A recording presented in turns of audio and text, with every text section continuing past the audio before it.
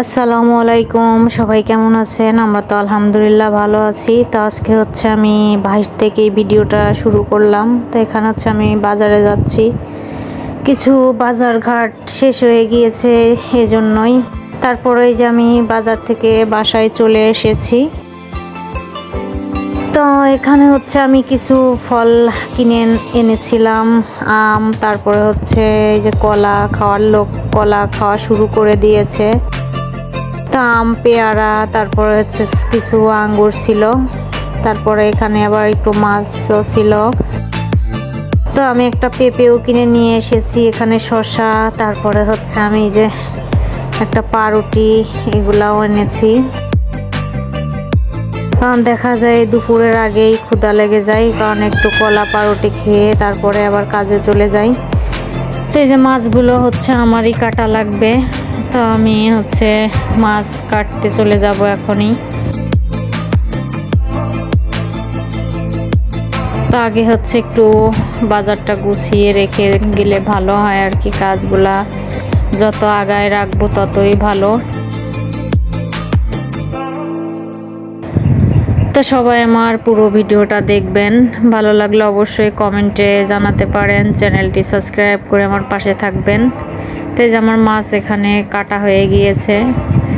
তো যেহেতু মাছ কাটতে কাটতে প্রায় বেলা 1টা বেজে গিয়েছিল, আমি যে রান্না বান্না করে ফেলছি আর কি। তো এখানে একটু বেগুন, এখানে হচ্ছে মিষ্টি কুমড়া ভাজি করে ফেলেছি, আর গরুর মাংস ছিল। তারপরে আবার ছোট মাছ ছিল একটু,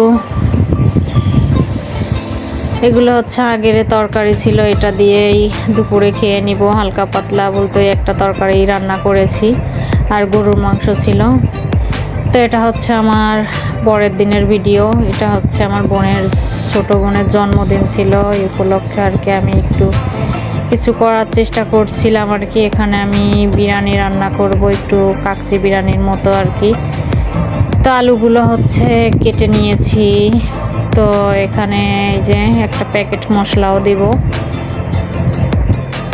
তো আমার কাছে একটু কাচ্চির মতো রান্না যেহেতু করছি, এখানে একটু রংটা ব্যবহার করলে ভালো হয় আর কি।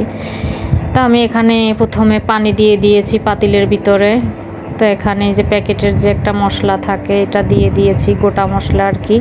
তো একটু লবণও দিয়ে দিয়েছি, একটু তেলও দিয়ে দিচ্ছি যাতে চাউলটা না লাগে। তো এই যে চাউলও নিয়ে ফেলেছি। এখানে হচ্ছে আমি টক দই আর হচ্ছে একটু বাদাম বাটা এটা দিয়ে দিলাম। তো এখন এটা একটু ভালো করে মাখিয়ে রাখছি। তো এটা আমার আগেই মাখানো ছিল, তো ওটা হচ্ছে আবার পরে আমি দিলাম। তো এই যে আমার চালটা এই যে সিদ্ধ করা মোটামুটি প্রায় 90% মতো করে নিয়েছি এখানে। আর হচ্ছে এই যে মাংসটাও ভালো করে একটু কষিয়ে নিয়েছি।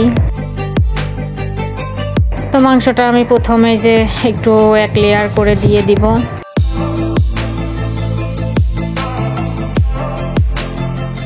তারপরে হচ্ছে আলুগুলাও দিয়ে দেব। তো আস্তে আস্তে হচ্ছে আমি যে চাউলটা দিয়ে দিচ্ছি, চাউল না আর কি ভাতটা দিয়ে দিচ্ছি।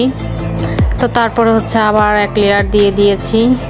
তো একটু বেরেস্তাও দিয়ে দিচ্ছি, আবারও একটু ভাত দিয়ে দিলাম।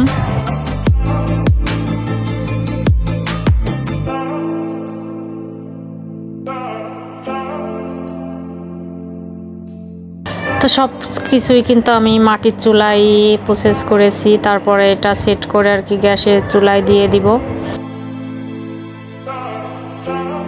তো এই যে আলু বোকরা একটু দিয়ে দিচ্ছি।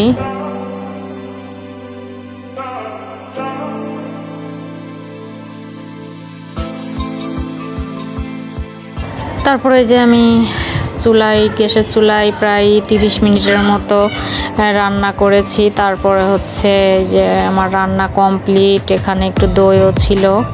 তো আমি হালকা পাতলা আর কি করার চেষ্টা করেছি, বেশি কিছু করতে পারি না এই সময়ের জন্য। তো যাই হোক, এই যে আমার খাবারটা এখন খাওয়ার পালা আর কি। তারপরে একটা কেকও ছিল। তো কেকটা হচ্ছে খুবই সুন্দর ছিল। তো আমি যে পেজটা থেকে আর কি কেক নেই, এই আপুর কেকটা কিন্তু খুবই মজা। আর এনার কেক ছাড়া আমি কোনো পেজ থেকেও কেক তেমন নেই না। তো বিকালে হচ্ছে এই যে সুন্দর ফুল ফুটেছে আর কি গাছে। তো আজকের মতো এখানেই শেষ করছি। আল্লাহ হাফেজ।